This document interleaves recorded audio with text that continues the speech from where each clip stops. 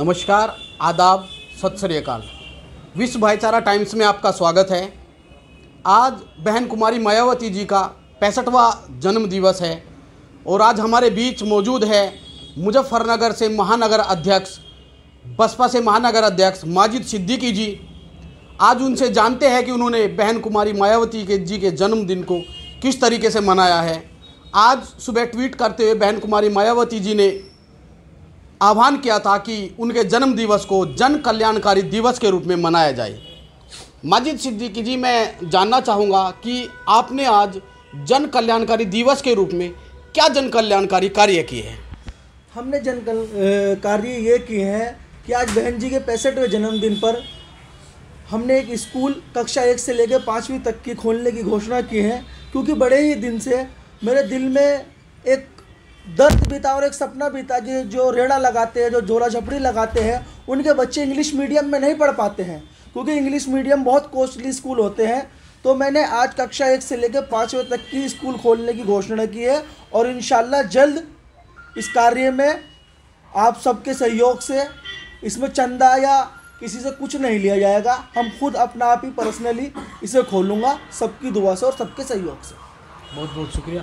देखिए, शिक्षा शेरनी का दूध है, जो इसे पिएगा वो शेर की तरह दहाड़ेगा और इल्म किसी परिचय की मोहताज नहीं होती। तो आपके मन में एक टीस है, एक दर्द है कि गरीब बच्चों को भी CBSE या NCERT पैटर्न पर इंग्लिश मीडियम में पढ़ना चाहिए। आपका ये जन कल्याणकारी कार्य है। बहन कुमारी मायावती जी ने कहा है कि वह आने वाले विधानसभा चुनाव में निष्पक्ष और अपने आप अकेले चुनाव में उतरेगी, किसी पार्टी के साथ गठबंधन नहीं करेगी।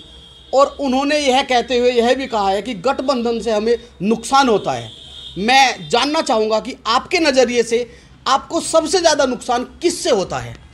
मैं आपको बात बताऊं, जो भी हमारी नेता कहते हैं हम वो करते हैं, क्योंकि हमारी मास लीडर एक ही हैं, जिन्हें हिंदुस्तान की शेरनी बहन कुमारी मायावती के नाम से जाना जाता है, जो गरीबों की, पिछड़ों की, मजलूमों की आवाज़ है। उन्होंने हमेशा गरीब, मजलूम, पिछड़ों को सहारा दिया है और उनकी आवाज़ उठाई है। तो ये जो भी निर्णय होगा ये आला हाईकमान का होगा, इस पर मैं कोई भी टिप्पणी नहीं करना चाहूँगा, मगर ये कहना चाहूँगा कि आज जो समाजवादी पार्टी मुसलमानों को अपना गुलाम समझती है और गुमराह करती है, उसे मुसलमानों को सतर्क रहने की ज़रूरत है। क्योंकि आज माननीय आजम खान साहब पर चुप है। कल के दिन मुलायम सिंह जी, नेताजी ने मोदी जी के कान में कहा था कि मेरे बेटे का ख्याल रखना। क्या उनके घर पर मोदी जी योगी जी चाय पीने आते हैं? उनको ये नहीं कह सकते आजम खां के लिए कुछ करे? कब सड़क ऊपर आएगी? जब 2013 के दंगों में हमारी बहन बेटियों के सरों पर से चादरें छिन रही थी, सर पे आदमी के छत नहीं थी, तो सफाई महोत्सव में अखिलेश भैया मलिका शेरावत का डांस देख रहे थे। मुसलमानों को गुमराह करने का काम किया है। समाजवादी पार्टी तो दंगे वाली पार्टी है। आप मुझे बताएं, आप तो पत्रकार हैं, हिंदुस्तान का चौथा स्तंभ कहा जाता है।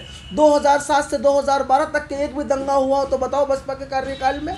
देखो, कभी भी भाजपा नहीं चाहती कि बहुजन समाज आगे बढ़े, वो हमेशा समाजवादी पार्टी को जिंदा रखना चाहती है और समाजवादी पार्टी ही बीजेपी की बी टीम है।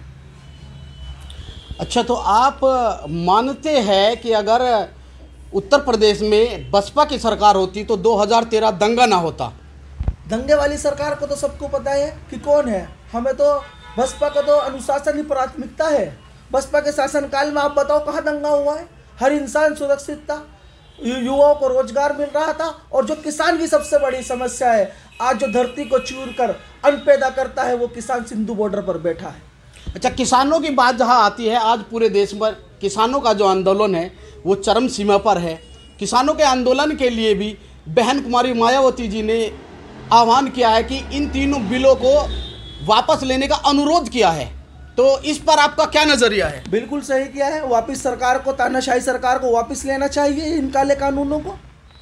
और किसानों के हित के लिए तो बहुजन समाज पार्टी है। जब बहुजन समाज पार्टी की सरकार थी तो गन्नों का मूल्य बढ़ाकर डबल कर दिया था। आज़ादी के बाद से किसी सरकार ने डबल का रेट नहीं दिया है। बहुजन समाज पार्टी ने ही डबल रेट करा था गन्ने का। और हर इंसान की सुरक्षा का वादा करती है बहुजन समाज पार्टी। एक देश, एक संविधान, एक सम्मान, ये बाबा साहब का नारा है। और हमारी पार्टी एक मिशन और एक मूवमेंट है।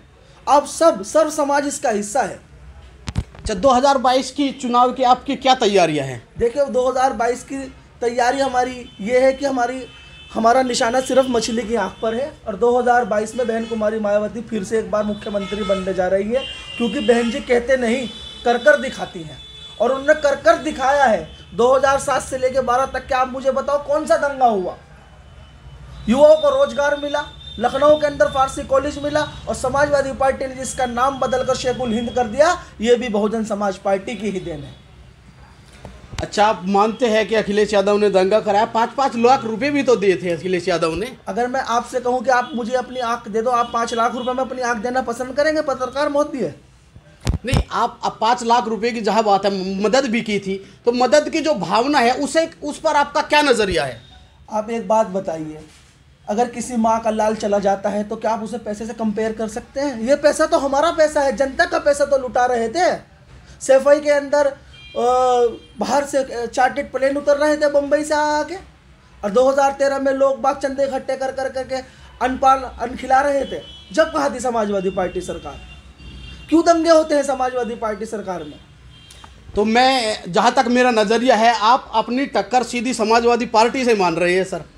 हमारी 2022 में सरकार बन रही है और हर समाज आज बहन जी की नज़र को देख रहा है, क्योंकि ना आज बेटी सुरक्षित है, ना बहन सुरक्षित है, ना युवाओं को रोजगार मिल रहा है और ना किसानों को अधिकार मिल रहा है। तो आज सब बहुजन समाज पार्टी को याद कर रहे हैं और मैं आपको बता रहा हूँ 2022 में बहन कुमारी मायावती जी फिर से एक बार मुख्यमंत्री बनने जा रही है। अच्छा, तो आप मानते हैं कि सीढ़ियाँ उनके लिए बनी है जिन्हें छत पर जाना है और जिनकी नज़र आसमां पर, उन्हें अपना रास्ता खुद बनाना है। तो मैं आपसे, मेरा अनुरोध है कि आप बहन कुमारी मायावती जी के 65वें जन्म दिवस पर मुजफ्फरनगर वासियों को और समस्त हिंदुस्तान के जो निवासी है उन्हें क्या संदेश देना चाहेंगे? मैं संदेश यही देना चाहूँगा कि आपस में भाईचारा काम करें और हर इंसान एक दूसरे से आजिज़ से पेश आए, क्योंकि आजिज़ी अल्लाह को भी पसंद है। एक मैं ईमान वाला हूँ और हमारा ईमान भी ताज़ा होता है जब हम किसी से आजिज़ी से बात करते हैं। तो सब आपस में एक देश है। बाबा साहब ने जो संविधान बनाया, आपके पास भी एक वोट है, राहुल गांधी के पास भी एक वोट है और माजी सिद्दीकी के पास भी एक वोट है। तो आपस में भाईचारा कायम करें, मोहब्बत पैदा करें। और बहन जी को मैं यही कहना चाहूँगा, तुम जियो हज़ारों साल, साल के दिन हो 50,000। जय भीम, जय भारत, अल्लाह हाफिज़। बहुत बहुत शुक्रिया आज हमारे साथ जुड़ने के लिए।